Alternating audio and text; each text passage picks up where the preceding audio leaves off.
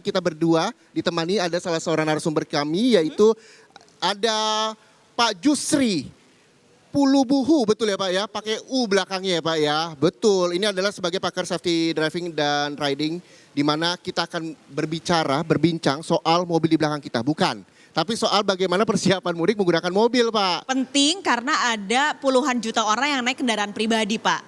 Apa sih yang harus dicek di awal sebenarnya Pak? Oke, sederhana sekali. Sebenarnya sangat baku. Kita harus memastikan kondisi kendaraan, khususnya bagian mesin ya. Seperti oli-oli, kemudian bel alternator atau bel daripada pendingin. Itu sangat penting. Ketiga, sistem kelistrikan. Kelistrikan itu perlu, takutnya konslet ya. Kemudian setelah itu mulai kaki-kaki, suspensi dan lain-lain. Sistem kelistrikan itu termasuk pendingin udara ya. Karena ini membuat situasi nyaman dan nyaman ini korelasinya adalah kepada stamina dan kemampuan kognitifnya dia. Jadi sangat penting. Jadi kendaraan ini mempengaruhi daripada kemampuan kognitif seorang pengemudi. Oke, jadi mesin, kelistrikan, kaki-kaki. Saya pikir aksesoris Pak, karena ini matching banget kayaknya. Oh bukan ya? Luar itu juga biasa. penting buat kenyamanan sepertinya ya Pak. Pak, tapi kalau kayak gitu bisa ngecek sendiri atau udahlah ke bengkel aja daripada pusing gitu Pak? Baik, sebaiknya karena ini perjalanan jauh dan beban kerja mesin sangat berat karena macet ya, kita lihat populasi atau volume yang berangkat itu tinggi sekali, maka yang perlu kita lakukan sebaiknya diperiksa ke authorize, bengkel authorize. Authorize ya. Memang khusus ya Pak ya. Nah yang juga menarik perhatian saya ini ada ini nih Pak, perlu nggak sih Pak pemudik bawa ini dan bahaya nggak sih sebenarnya? Baik, ini sebenarnya ada aturan hukumnya itu Undang-Undang Lalu Lintas 22 2009 pasal 131 ayat E. Bagi kendaraan-kendaraan ini, kalau dipasang seperti ini tidak menggunakan rel yang sudah melekat di sini, maka terjadi perubahan dimensi dan sedangkan perubahan dimensi harus ada dasar hukumnya itu uji tipe. Nah, karena ini bukan soal aturan saja, tapi dari perspektif keamanan, keselamatan, semacam ini akan mengganggu yang namanya satu aerodinamis kendaraan dan pada kecepatan tinggi di atas 60 akan menimbulkan gaya-gaya, body roll, sentrifugal, bahkan jarak pengerem pun akan panjang karena beban yang lebih berat. Jadi berhati-hati. Jadi nggak boleh ya Pak kalau untuk yang custom begitu, kalau yang udah ada relnya baru karena memang sudah sesuai tipenya begitu ya Pak ya? Baik, dari perspektif hukum ini dianggap melakukan pelanggaran. Dari keselamatan juga, jadi berhati-hati. Boleh saja selama sudah ada rel yang menancap dari mobil tersebut karena di dalam uji tipe itu termasuk kegunaannya. Jadi kalau ini kan nggak ada nih, ini pasangan. Nah ini yang jadi tanda tanya gitu ya. Kalau apalagi tali rafia ya Pak? Lebih-lebih pakai tali rafia, terpal dan lain-lain karena selain dia mengganggu keamanan dia juga mengganggu keamanan pengguna jalan lain gitu.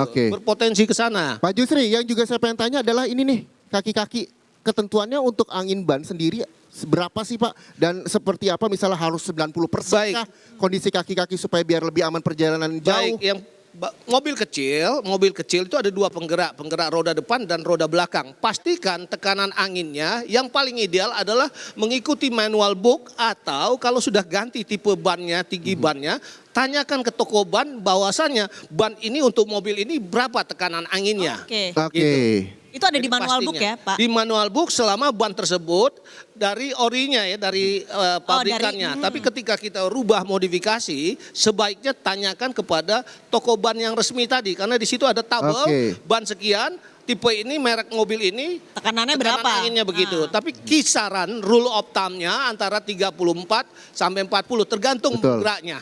Mesin, kelistrikan, kaki dan juga jumlah penumpang harus sesuai dengan kursi mobil tersebut ya Pak ya, nggak boleh melebihi juga ya. Betul, begini, tadi soal barang, kadang-kadang ada yang tidak menggunakan ini tetapi menempatkan barang di dalam ruang penumpang. Betul. Nah permasalahannya dari sisi kenyamanan ini akan membuat stres para penumpang, khususnya anak kecil dan lansia dan akhirnya tiba di tempat dia sakit. Karena ketika stres dalam perjalanan itu akan menyedot stamina dan imun seseorang akan turun.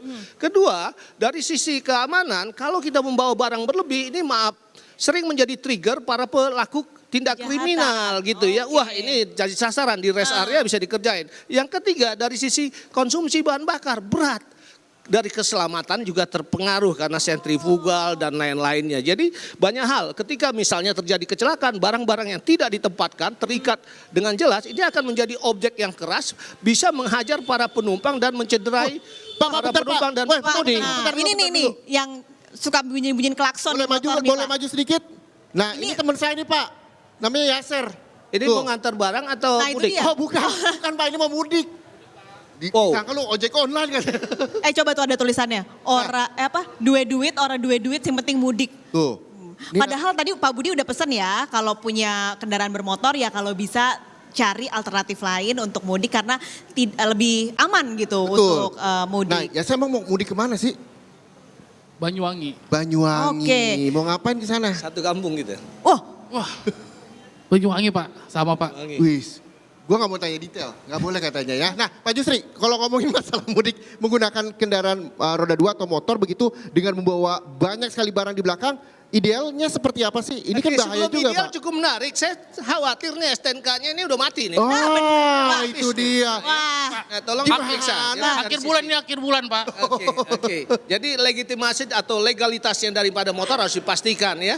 Terus kemudian motor ini perlu teman-teman ketahui tidak direkomendasi pemerintah mencoba menghimbau motor itu tidak digunakan untuk mudik. Ya. Apa? Motor pertama tidak mengenal kata stabilitas, tidak ada, terlalu pelan motor kakinya harus turun, terlalu Ya. cepat hilang kendali. Terus kemudian motor itu rentan dengan kecelakaan. Serta ketika terjadi kecelakaan mereka pengemudi penumpang rentan resiko. Mereka full body contact. Kalau mobil moda transportasi lain ada body dan lain-lain sehingga penumpang pengemudi tidak mengalami benturan langsung. Tapi kalau pengemudi pengendara ini begitu terjadi kecelakaan dia bisa langsung Jauh lebih full body fatal. contact. Betul. Atau kalau dia truk dia tabrak itu langsung mukanya langsung badannya kena termasuk penumpang.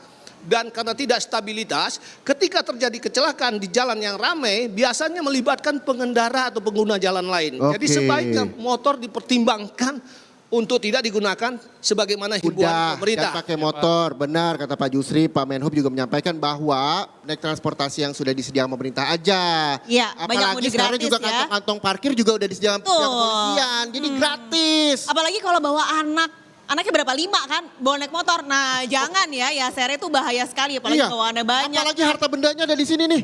Nah, jam diganti di sini Astaga. sembarangan. Kan bahaya ya, Pak. Nggak boleh Oke, tuh. jadi tadi kita udah dengerin nih dari motor, dari mobil, tapi sekali lagi ya untuk motor kita tidak menyarankan ya Pak. Tidak Silahkan cari alternatif lain yang lebih Kalau tidak berbahaya. terpaksa, maka karena peluang kecelakaannya begitu tinggi, maka kalau terpaksa harus ini, maka kombinasikan tripnya. Misalnya perpendek jalan penggunaan motor ini. Transportkan motor dengan truk atau apa yang gratis juga ada dan Anda naik mobil Oke. sampai dekat tujuan kota, misalnya tujuan Anda masih 100 kilo, namun jarak tempuh Anda sudah menjadi pendek dan ini terkait probability exposure Anda terhadap kecelakaan pun semakin kecil. Oke, Oke, itu tipsnya. tuh. Tips yang luar biasa buat teman-teman yang Betul. mungkin sampai sekarang masih bingung untuk pulang naik apa nih kalau memang terpaksa harus naik kendaraan bermotor roda Betul. 2. Oke, Pak Jusri terima kasih tipsnya untuk sahabat-sahabat Kompas TV yang akan mudik. Pak Jusri juga mudik nanti? Enggak mudik. Oke, sama kita Di nggak sini mudik. saja, Pak. nemenin kita berdua di sini Oke. Pak Jusri.